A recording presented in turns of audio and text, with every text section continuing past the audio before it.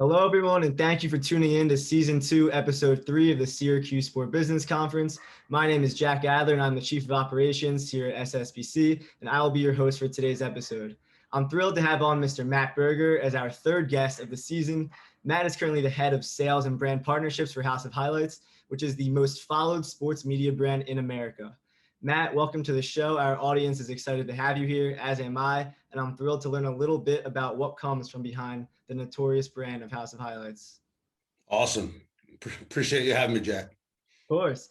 Yeah, so without further ado, I'd love to just get right into it and give you the stage here to take us through your career path. I mean, you started off at Syracuse, as we're all at right now, and you made your way to Disney, College Humor, and now at House of Highlights. So take it away. Tell us a little bit about how you made it there.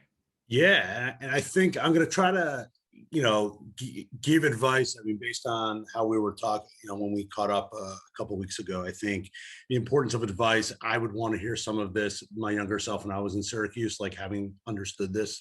I think the importance of your network is something that's going to come up a lot in this conversation. And I think for everyone who's listening or watching this, really understanding how important it is to have a network for themselves, right? And that's, you are the CEO of your own network, and everything that you do from this point on will have a direct impact on the rest of your life. And almost every job that you go on, every interview that you go on will have a direct impact on your actual network. And so in starting my career path, I started off working a lot in high school, actually, and I had many jobs. I ran a hockey program locally in central New Jersey. I met a lot of people and networked quite a bit, and all those people had really good jobs, right? And when I went to Syracuse, I knew I was never the scholar. I was not a 4.0 student. I was, probably barely a 3.0 student, right? But I knew where I would win was on the hustle side and formulating my network, knowing people and getting in the door, because the reality is being smart and getting that 4.0 is only going to take you so far. It might get you in the door for an interview, but the reality is your work ethic, how you can talk to people, how you treat other people, and your overall performance is what's going to win, right? And for me, that was most important. And I knew I had to do that just through hustling. And, while I was in Syracuse, I thought it was so important to get a head start on other people, again, because I knew I wasn't going to have a 4.0, but by getting internships. I knew by, again, leveraging my personal business network of the people that I had met through various stages of life. And it could have been me running a hockey league and the coaches I had, or me at a hotel on spring break with my parents talking to people in a pool that had, a job at Merrill Lynch or something that I was interested in. And all of a sudden went right on LinkedIn and requested them as a follower, connect, right? But while I was in Syracuse, my first year I worked at a camp. I think that's pretty standard for everybody leaving their freshman year of college.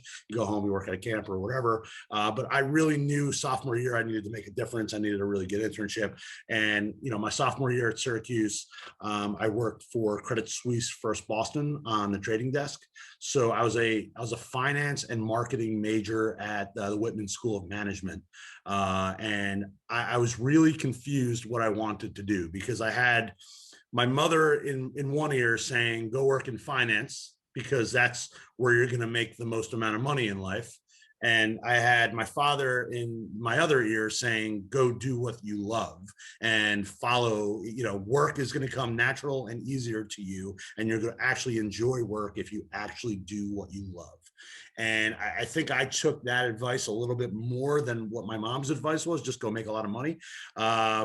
And I really, my sophomore year working at Credit Suisse, I was in New York. I had to be in New York by like 7 a.m. every morning, living in central Jersey. I was up at 4:30 getting to the trading desk. It was miserable, right? I learned a lot. I learned very quickly what I did not want to do.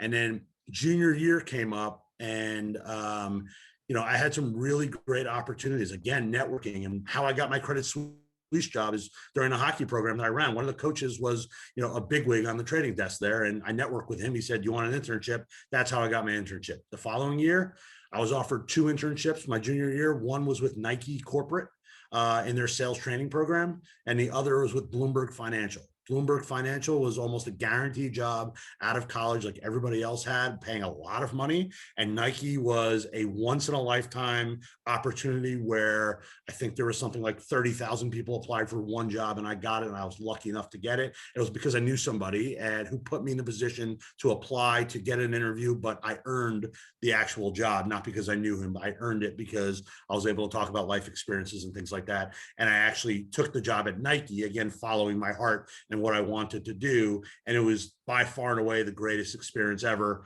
I had met Michael Jordan, I met Tiger Woods, I met literally everybody. And I knew very quickly, this is what I love. Like, money aside, this is absolutely what I love. And, you know, I knew I liked sales from being in the Nike sales department. And I knew I wanted to go, you know, pursue that dream of being in sales. And, you know, there's several trains of thoughts. And when I left Syracuse, I took a job selling right away, which is almost impossible to get these days, to go into a publisher as a 21. I was 21 at the time, you know, right out of college, selling something versus being an assistant or really learning the craft before you actually go do the craft.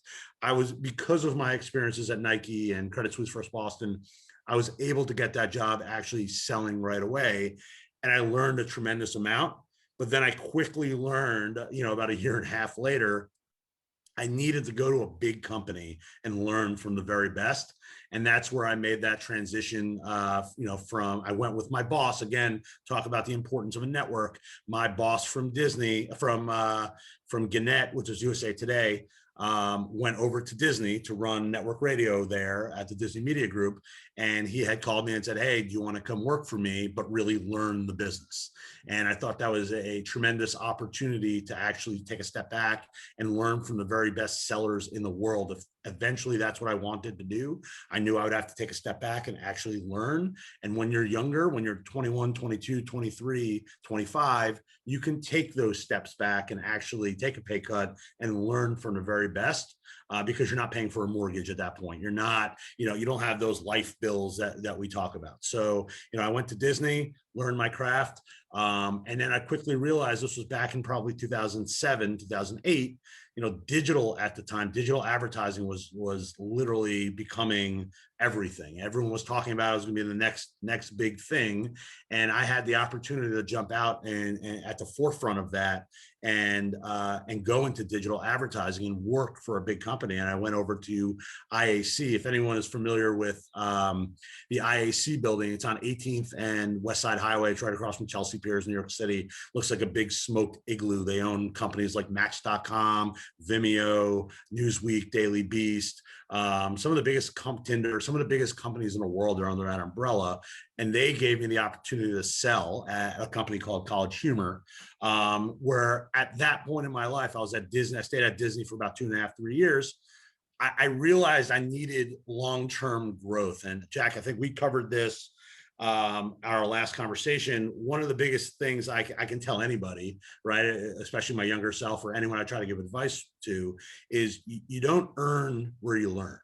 And that's, you know, no company is going to pay you big dollars to come and learn from them, right? And therefore you're making smaller dollars, but you're learning a tremendous amount, which is exactly what happened to me at Disney, when I went to Disney. And then I took that experience and took it to the next level to IAC, where I was able to earn a good amount more money than I was at Disney, because they took my experience at Disney and applied it and paid me appropriately. And I went to IAC and spent about 10 years there leading, you know, ultimately leading the College Humor sale. I was the head of national sales at College Humor and Electus. Electus was a company that actually produced TV shows with brands. So when you think about like Get Out Alive with Bear Grylls, it was funded through Walmart at the time, and those were all ad sales deals. When you think about that, it was just a different model that was very big at the time. It was new and exciting, and we were actually able to go sell that, actually work with brands to create TV shows. And then on the other side was College Humor, where I led that national sales team, and going out, creating ad deals, and you know, and just bringing in revenue for the overall organization. And then, you know, not too long ago, about 3 years ago, I made the decision to come over to House of Highlights, which is under the Bleacher Report umbrella, which is also under the Turner Sports and AT&T umbrella. And it's the best decision I've ever made in my entire life. This is by far and away the coolest, the best job I've ever had. I've met the best people. I've been surrounded by the smartest and best sellers I have ever seen in my entire life. And it's just been a blessing to be here ever since. So that's pretty much kind of me in a nutshell and where I've been over the last, I'd say 15 or so years from Syracuse. Awesome. That was a great way to summarize the entire career. I feel like everyone tuning in now has a much better idea of who Matt Berger is, and I'm excited to move forward from there because, you know, in your entire career, you've worked in sales, but in order to break into sales, you had to sell yourself. So this entire time, you've built up your network, your personal brand, and a lot of that, I'm assuming, has allowed you to break into the sports industry. So just in general, from your experience, after years of working to get to this dream job that you would say you now have, how difficult would you say it was and is for students now to break into the industry? And what advice would you give to someone who's trying to do it earlier on in their career, right out Yeah. Yeah. I mean, again, build your network and stand out, right? I think, you know, if you know you're into sports and you're, you know, a junior or senior or freshman at Syracuse right now, right? Go look at the publishers that you want to work at. Start following people in the same industry, right? If you want to be in sales, connect with people that are in sales. If it's Barstool Sports or it's, you know, House of Highlights or ESPN, you know, follow leadership, right, within ESPN. And when they post something, right, because a lot of them, and I've done the same thing, we'll post articles about the success of House of Highlights or the success of ESPN, whatever. Like it, share it, engage with it, and then send a one-off email to those people and say, or an in-mail in, you know, within LinkedIn and say, look, I thought this was super interesting. You know, thank you for sharing this. And, you know, what advice would you give someone like me who's trying to be, you know, I'm a junior at Syracuse, you know, I kind of, you know, you have my dream job. I would love to at least understand from you, you know, what it takes to work there. And look, you reached out to me with something very similar, right? And I respond to pretty much everybody who writes to me because I think it's super important, again, just to network and give back to people who gave, you know, some people gave to me 15 years ago. I think it's important to pass that down to people who are looking for that same advice. But again, you're going to reach out to every 10 people you reach out to, 3 might respond, right? But it's all a matter of numbers. If you keep doing that and you keep staying up to speed, and if you can connect with 3 people and keep connecting with those people, it's, you know, it's the world's your oyster. You can literally do whatever. And I've had people reach out to me and say, I'm a diehard NHL fan. I have this podcast idea. What do you think? And I'm friends with the, you know, chief content officer of the NHL, who I then introduced that guy to, and all of a sudden he potentially has a podcast show with the NHL.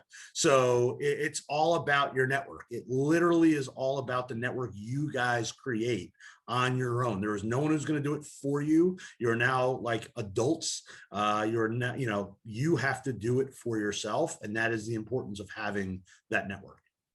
And what's amazing about networking in this day and age is you literally have access to anyone. I mean, the way I access you through LinkedIn, other people through email, Instagram, Twitter, there's just unlimited access to anyone in the world at this point. Yeah, I would say to that point, and it's not a bad thing.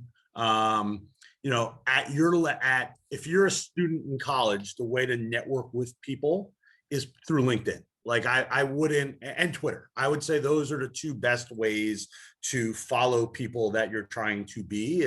If you were to say, Matt, like I want to be where you are in life in 15 years and I want to follow you, I want to try to get there. Like the way to do that, LinkedIn and Twitter, in my opinion, because those are acceptable networks to actually do that. I think, you know, Instagram and Facebook are a little more personal for people. And like for me, I have 2 kids. I'll always, my Instagram is littered with either me meeting professional athletes or pictures of my kids. And that's what I put. I don't really put a lot more work things on my Instagram. I'll put that on LinkedIn to share with the professional community.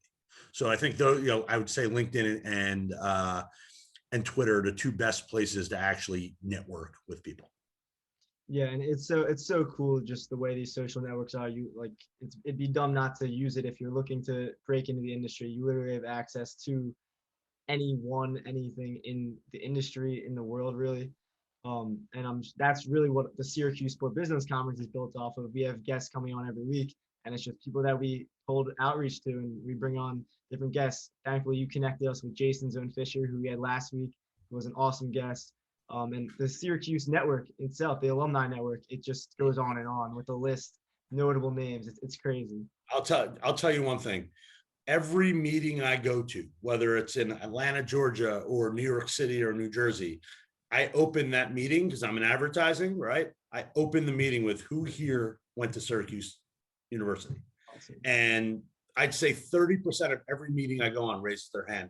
And do you know how immediately that changes the dynamic of a meeting when you're a seller, then there's a buyer, and you have something together to talk about? Because I don't know this person for a hole in the wall, but all of a sudden we now have Syracuse in common, and we're talking about, you know, dumb things we did on Marshall Street back in the day, and you know, we instantly have that. So I think, you know, when you furthermore, when you look in the sports industry, when you look at the commentators, whether Tirico or, you know, Bob Costas, like look at the people who went through Syracuse. Adam Lefko, who is the biggest thing at, you know, Bleacher Report and Turner Sports right now, went to Syracuse. He's on Inside the NBA on Tuesday nights. Like he is a self-made man in every step of, you know, every step of the journey. Went to Syracuse, right? And it really is a blessing to say that you went to Syracuse, because that network that you build starts with Syracuse. It really does.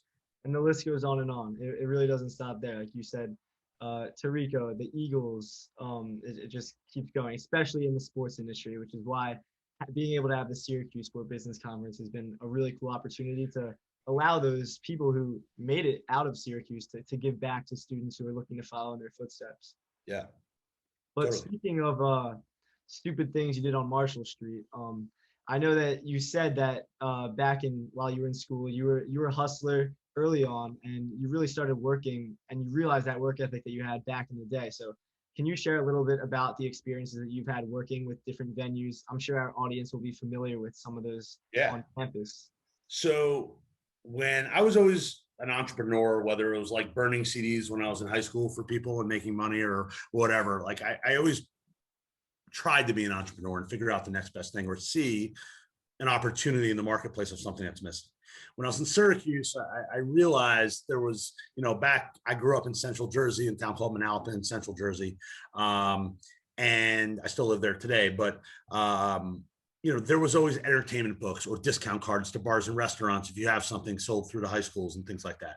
They didn't have that in Syracuse. And I realized that as a student, I said, wow, if there was a card that was $10 that had, you know, 15% off something on Marshall Street or, you know, whatever, I said, this can be super interesting because it's just a need that's in the marketplace that doesn't exist. And so I was friends with a guy I'd met through another job when I was working in Syracuse. I worked at the mall at a retail store, and I worked with him, and he was older. He was able to come with me and have conversations with bars and restaurants. So, you know, we duplicated that model that was here in New Jersey and created a discount card to bars and restaurants with the hook of the sports teams. Because at the time, the Syracuse Salty Dogs, I don't know if they're still there, but they're a minor league soccer program. And it was their first year that they were launching, and they needed help filling the seats. So we went to them and said, hey, if you have this card, will you give us an offer? Like if you jump on this card, pay us X amount of money, you'll get an offer on this card, and we'll help you fill seats. They immediately came on, right? And then we went to the Syracuse Sky Chiefs. And then we went to the Syracuse Crunch, right? And so before we knew it, we had all three minor league teams on board with buy one, get one free on certain nights, or at all times, buy one, get one free, like for the Syracuse Salty Dogs, right? And then we used those to anchor to go to the bars and restaurants, not on the hill. We actually went downtown, right? We went to PJ Dorsey's. We went to all those big bars and restaurants downtown, $2 drinks anytime with this card, $5 appetizers anytime with this card. And we slowly built a business, right? And, you know, the first year that we built it, I think we sold something like 8 or 9,000 cards the first year that we actually built this thing at $10 a pop. And we went to Syracuse. I'll never forget. We went to Syracuse State Fair, and we sold the actual cards to people that lived in Syracuse at the Syracuse State Fair, and we sold them on campus. We gave back as a fundraiser to fraternities and sororities if they sold these cards. So like we were able to sell $8,000 or $9,000, and we eventually sold the business. And I think for me, it was such a great learning experience to be a CEO and start your own business and actually see like a real amount of revenue actually come in, and then actually have conversations with those teams, right? Because what it did, what that did right there, that experience, I was able to take with me in every interview I went on for like after college, and I knew I wanted to move back to New York City. Every single interview I went on, I took one of those cards with me and said, this is what I built. I built this brand and sold this business, and it got me through every single door moving forward because I built that for myself. So even if you try something and you don't win and it doesn't work, to say that you've done that and you can actually talk about that in an interview, I remember, it got me through the door almost everywhere. I mean, even deeper than the interviews, how would you say prepare? Like for me, being able to run a business currently, I feel like the experience that I'm gaining from it, it would allow me to feel like I've already been there, done that. When you're kind of learning the ins and outs, like how do you feel it prepared you for actually being ready the second you get that first real job? 100%.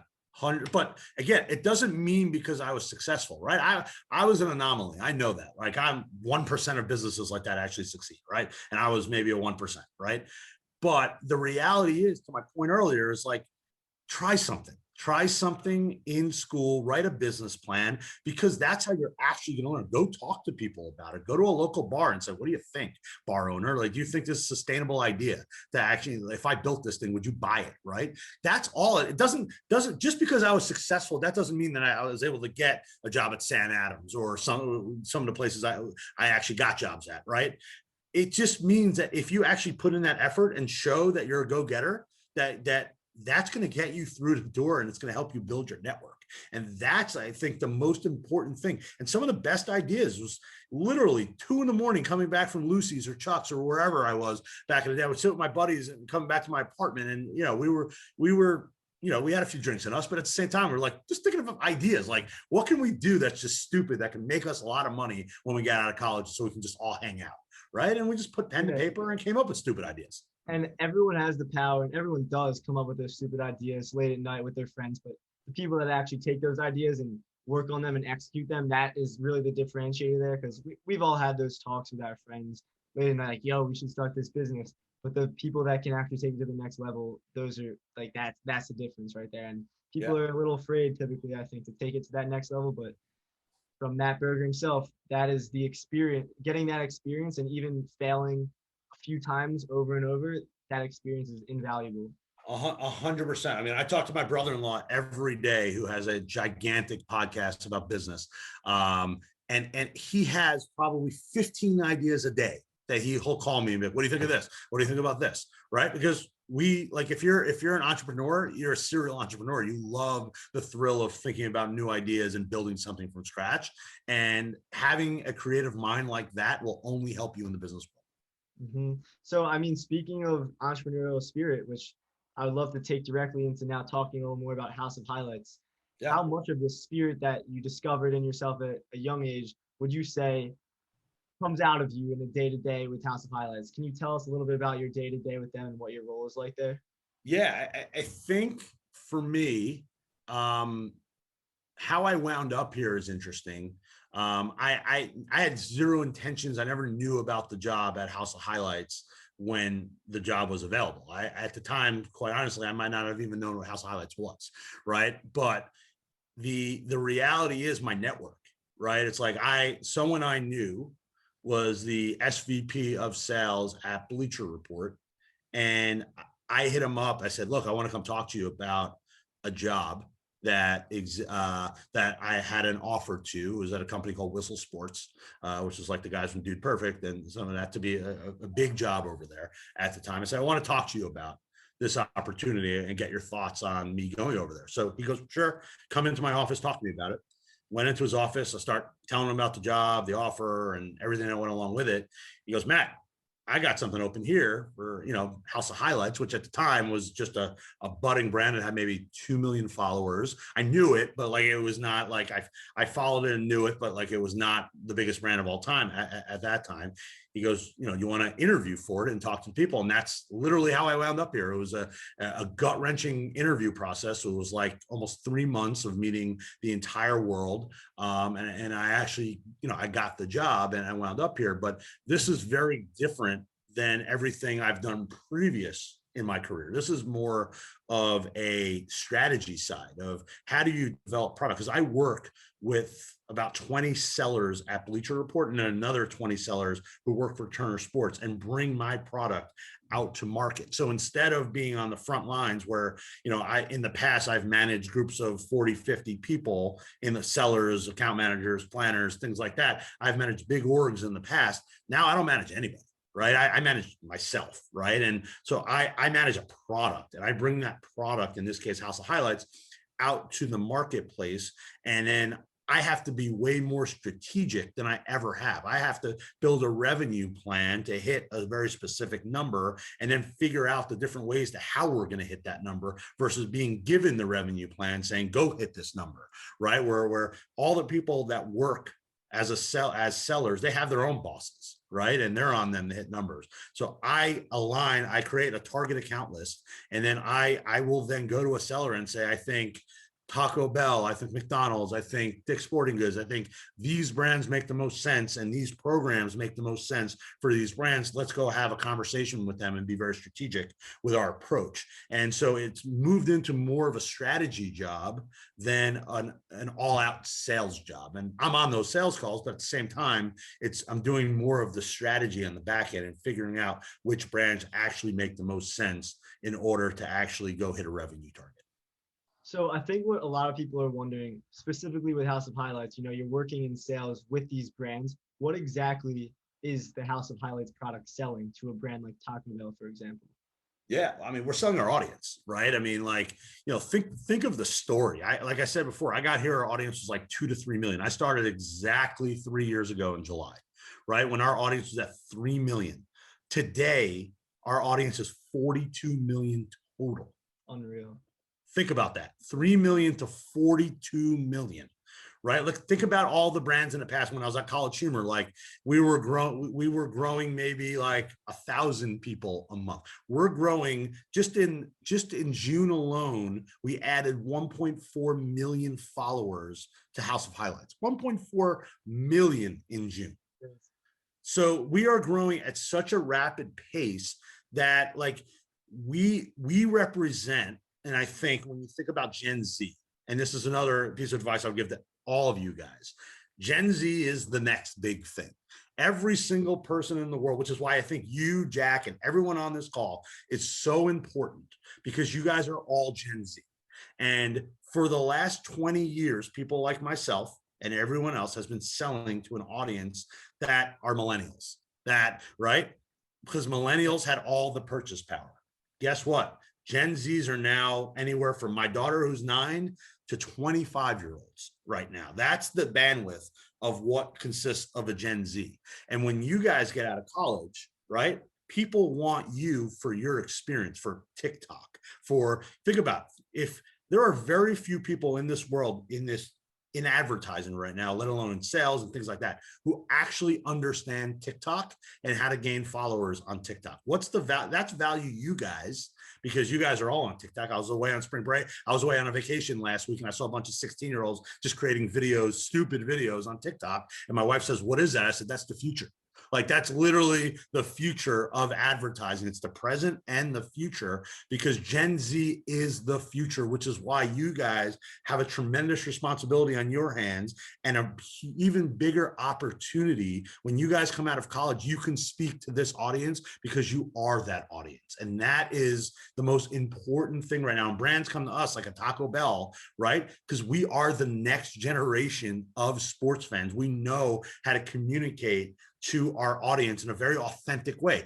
Yes, it helps that we have the rights to the NBA, the NHL, we have certain rights to Major League Baseball, right? Like we have the rights to the NCAA tournament, like we have those rights as well. But these brands know and understand that we have a direct relationship with our audience and know how to communicate things. And most importantly, when we ask, and this is huge, there's very few brands in this world that actually can do this, is ask our audience to do something and take an action, and our audience will actually do that. And to credit, I mean, I don't do this often, but I think Barstool's a tremendous example of that. I mean, they're a pseudo competitor of our short in the ad marketplace. But when Portnoy asks and their team asks someone to actually go do something, whether it's buy Pink Whitney or any of the other High Noons or anything else that they create, their audience will run and go do that, right? In the same way, when we ask House of Highlights to actually go do something on behalf of Taco Bell or Pizza Hut or some of these other huge brands, they'll actually do that. And that's the value that a Taco Bell or a Pizza Hut or some of these other brands will see in House of Highlights. Yeah, and I think the cool thing about House of Highlights is why it connects so hard with Gen Z is because I can speak for myself. Like I started following it from a young age, and that was the place you go when you want to see highlights, because there was nothing like it. I watched a video earlier today of Omar explaining why he created it, and he said because he would want to see highlights of his favorite NFL team, and he would search everywhere, and there was not a place to find those top tier highlights, and that's the platform that was created through House of Highlights. So first, you start off by going there for the highlights, but eventually, that's probably where you came in at 3 million. Now sitting at 42 million, you go there to find more than just the highlights. You're going to find all the viral content all around social media. Like this is the one-stop shop for that content. And House of Highlights has been able to grow their brand through becoming that. Yeah, I think that's a good point. I mean, Omar, brilliant. I look at him as like my little brother. I mean, he's I think 25, 26 right now. The kid is brilliant. He started this in 2014 out of his dorm room just to give people an alternative lens of like real action, right? The reality is people like you and people, Gen Z, they don't necessarily have the time to watch a full game, is what research shows us, right? They don't have the attention. The attention span of a Gen Z is to go to House of Highlights, see what happened the night before, right? And then go out with your buddies the next day and act like you saw everything. And that's the reality. You can spend 10 minutes on House of Highlights on Friday morning when you wake up, go out with your friends Friday afternoon, and all of a sudden feel like you literally saw everything that happened the entire week before and be able to speak intelligently about the big moments in sports and youth culture. Like how crazy was that dunk by Giannis last night? Like, to watch one video of the entire 100%. And that's why, when you think about, and I know you wanted to discuss this too, like we're beyond sports, right? Like youth culture is so huge for House of Highlights right now. Think what's happening in culture, whether with Gen Zs. Think about TikTok. Think about the Paul brothers. Think about like what they're able to do. Think about Addison Rae. Think about Josh Richards. Think about all these people in the TikTok world creating brands for themselves. Josh Richards is a brand, right? And he's smart, right? The difference is 10 years ago, we had people called influencers, right? Influencers 10 years ago were people that can just push product. It's like, hey, I'm promoting this product, so you should go buy it.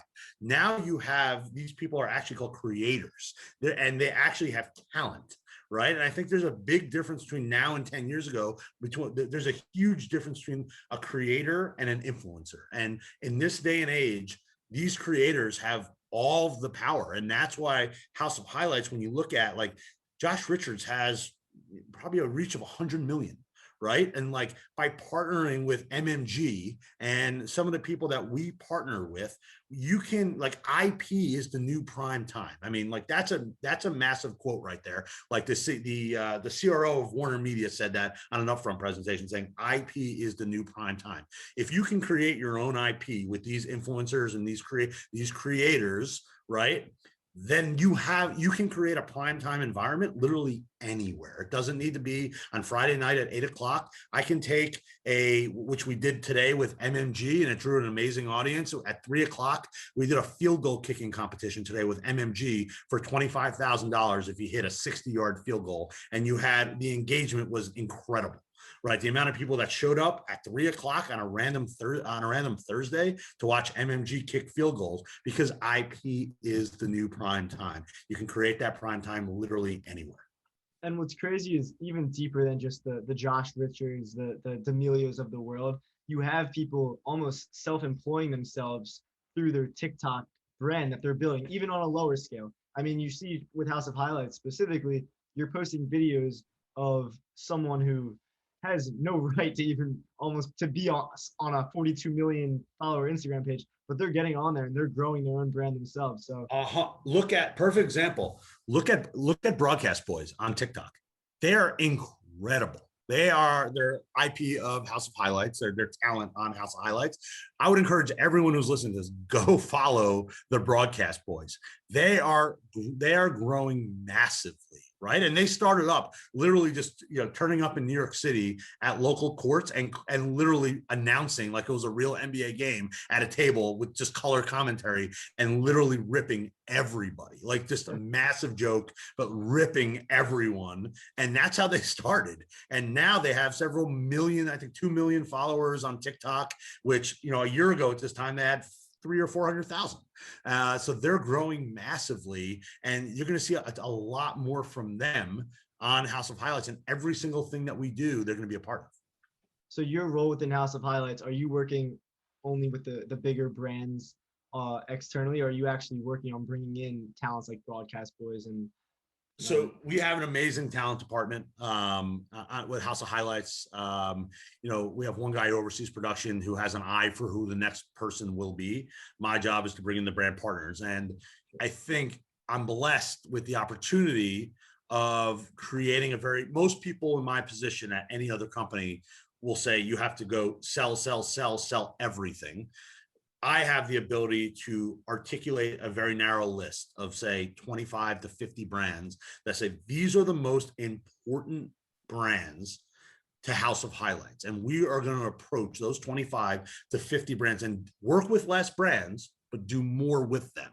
And therefore, our audience of, like I told you before, 42 million total, they're going to have a more intimate relationship with these 25 to 50 brands than per se, you go to another website, I'm calling out, say ESPN, right? And there's a different advertiser on ESPN every 30 seconds in a loop on ESPN, right? And you don't know, like the share of voice is very low. Whereas on House of Highlights on any given day, on purpose, this is strategically on purpose, 1 or 2 advertisers a day max on House of Highlights on purpose, because the experience is all that matters to us, and making sure that they have a very high share of voice with our audience, and making sure they have a very intimate experience with our audience, right? Where they know they can ask our audience to do something and they'll actually go do it. We did an amazing program with Oakley, same exact thing. They're the official sunglasses of House of Highlights. And, we did several videos with them, but then Oakley sunglasses started to appear in our editorial videos because they were a true partner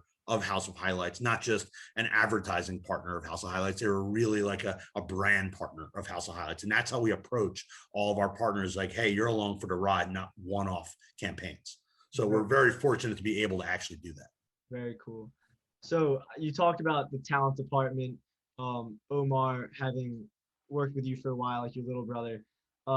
Obviously, for people that grew up knowing the House of Highlights brand like me, it really was built around Omar. I didn't even really know who he was. I just always saw his name around. He would kind of talk in the comments in the Instagram bio, like, "Hi, I'm Omar." What impact did it have on House of Highlights with Omar leaving, like going for ESPN, and how can you describe his role in building the brand to where it is today? Yeah, look, Omar's incredible. He's absolutely incredible.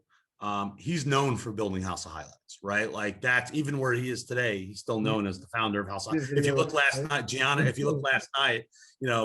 2 nights ago, a championship game, Omar walks out on the court. He goes, "Hey, Gianna says, hey, you're Omar from House of Highlights." Omar didn't correct him, but like the reality is, yes, that's where people know Omar. We used his face and his story. Think about the story that Omar had. He was in all of the trades as the face, the kid starting House of Highlights out of a dorm room. Like that was the story that we went with. And then he had his passion for what he wanted to do, and we had our passion for where we wanted to bring the business. And he got a really good offer from ESPN, and that's the reality of the situation. Omar being here was one of the best things ever for us. Obviously, he founded the company that I'm employed at right now, and he did an amazing job building the brand. But I think for Omar, it was probably a new, I'm not speaking for him, but I think it was more of a new challenge for Omar to go and to a legacy brand like a Sports Center and see what he can do. Because think about when Omar left, and this is not discrediting Omar in any way, when Omar left, we were probably at like 15 million followers, back when Omar left, maybe 17 million followers when Omar left. We're now at 42, and that was about a year and a half ago. And pre-TikTok wave period before Omar left. Yes. It was the pre-TikTok period. And now we're at 42. So, the brand goes on, and I would argue that, again, I love Omar like a little brother. We're stronger than ever right now as a brand because we have so many tentacles to our brands. Like we have a strategy on TikTok, we have a strategy on IG, we have a Snapchat strategy, we have a YouTube strategy, we have, with the Showdown, we have, a Twitter strategy where we did a Twitter live show for the past couple of years. So we're the platforms is what matters right now. The day anyone who has a website like an ESPN.com, in my opinion, or any other website, those days are limited because all the action right now is actually on social. And I think, or if you have an app, right, like the Bleacher Report app does tremendously because it's built on all AT&T smartphones and people have it and people download it, they love it. And all of a sudden it's grown exponentially over the years into something that's like part of your everyday culture going on at 3, 4, 5, 6 times a day on the BR app. Yeah, I love the BR app. It's literally just Instagram, but for sports only. Totally. And then so obviously TikTok changed the entire kind of business of House of Highlights because being in the social media business, TikTok took it by storm. I know House of Highlights has been able to build their TikTok page up exponentially. So how has strategy changed for House of Highlights with this rise of TikTok and the rise of creator culture? Yeah, I think the reality is TikTok, in my opinion, is like where Instagram was when it first started. It was like the Wild West of like, TikTok themselves are figuring out ad products, ad platforms, like how to work with partners. Like they're still figuring out how to work with a House of Highlights where they can monetize their strategy through House of Highlights in a way that Instagram can monetize through working with a brand and things like that, right? Like they're very much, in my opinion, TikTok is first now worried about themselves, which is where they should be, right? Like, how do we monetize our own product? And then in due time, it's going to be, how do we do this the right way with partners, right? And that's when, which they've already started that conversation. But the value of TikTok is just incredible, right? Like we've been able to grow our TikTok following is 12 million total when you include, probably closer to 14 million when you include everything on TikTok and all of our talent that have their own handles like Broadcast Boys and things like that. But we grew that from during the pandemic, we had 1 million followers on TikTok. We went from 1 million to 14 million literally overnight. That's faster accelerated growth than we had on Instagram. And Instagram, we're number one in sports, in the world on, or at least in America's on Instagram, right? So think about that, like the trajectory of where TikTok is going. And that's why, in my opinion, and what I'm seeing is that brands are just trying to latch on and be like, hey, how do we work with a publisher? How do we learn something from TikTok, right? That's where we're seeing big brands come to us and say, like, Matt, what can we do on TikTok where we actually learn something together on TikTok and use the sensibilities of House of Highlights and leverage our brand and do something cool together. And I think for the most part, and all the brand managers, all my clients that I'm friends with, they're all telling me like, yeah, we don't get TikTok because again, they're 30 to 40-year-old people that aren't meant to experience TikTok. They don't understand TikTok. Like they play around with TikTok, but don't know how to create their own TikTok video. So they're trying to understand it before they invest heavily in it. And that's why they're partnering with people like us and with TikTok directly, just to try to understand it. I think over the last 6 months, for the next 6 months, you're going to have a bunch of brands trying things on TikTok just to try it and see what works. And then try to huge opportunity for you guys coming out of school who actually understand TikTok. You can go to, like, I've now heard of 3 to 4 brands that have hired 22-year-old kids right out of school to like be their TikTok team, just create TikToks for the brand and on social, right? And that's their team, that's their job, because they understand TikTok more than these 45-year-old people at brands actually do. Yeah, and I mean, there's such a large reach on TikTok just in general, but that reach is all younger kids. So like bringing in younger kids to run it makes the most sense. Having a 40-year-old try and relate to that 8-year-old who's watching the Detroit Lions TikTok, it just doesn't make much sense. So they're Yeah. catching on, and that's why a And lot of younger kids are getting employed. yeah, and my team, right? Our team, our TikTok team, all young. They're all in their low 20s and fully immersed in the TikTok world. And look, I think it's smart that you hire people like that, right? And I think you guys don't understand. It's such a huge opportunity right now because the pendulum is shifting right now for the last, again, 20 years, everyone cared about millennials. Guess what?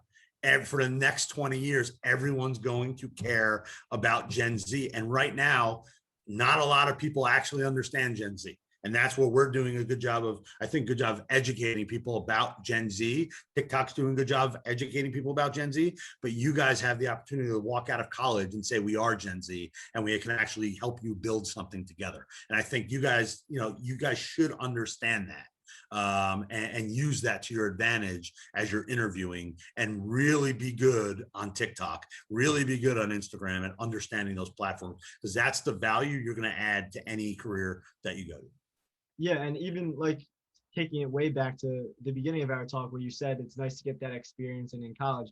Right now, I think that Gen Zs have the ability to start a business at this age and make it into something because of their ability to understand social media better than that older demographic.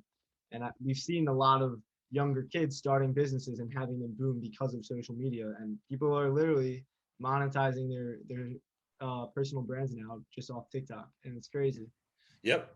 Yeah, But totally. yeah, I mean, the opportunity I see for you guys, like, give me a group of 6 college students and that all create TikToks for brands and go shop at the brands and say, look, we're 6 kids at Syracuse University that understand TikTok. We have an idea, because we live in this culture, to create, be your creators for your brand. Who are the brands that you like? Go to those brands and say, hey, here's something that we created that we wanted to share with you, that we think that we love and our followers love. Like, let's partner together and do something. That's an opportunity for you guys. yeah.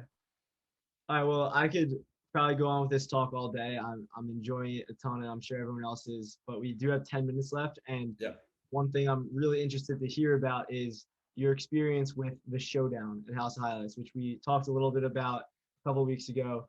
I know you held a dodgeball tournament, a knockout tournament, and a golf showdown. So can you explain a little bit what the Showdown is and what your role in putting it together? Yep. Creators are the future, right? They're the present and the future. You partner with these people, you can create, as I said before, IP is the new prime time. You can put anything, leverage these creators, create content any time of the week, any day of the week, and it will literally draw an audience. And the Showdown, it's meant to be so simplistic that it's a game that anyone can participate in, right? So any creator, right? So whether it's our first one that we did was actually a par 3, so it took some training. It was like closest to the pin, but that was tied to our broadcast with the match. I would consider really the first one that we did was actually Knockout, where everyone knows Knockout from growing up, right? People who have played Knockout. It's simplistic. It's easy to understand. It's very rapid, fast paced, right?